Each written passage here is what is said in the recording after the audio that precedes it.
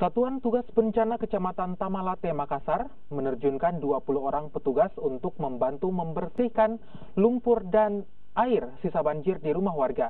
Bantuan ini untuk mempercepat pemulihan pemukiman warga pasca diterjang banjir beberapa hari yang lalu.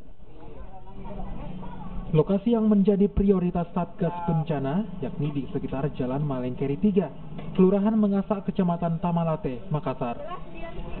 Sebanyak 20 orang petugas diturunkan di tiap lorong untuk membersihkan sisa-sisa banjir. Banyaknya lumpur yang menutupi jalan membuat warga kesulitan untuk membersihkan rumah mereka.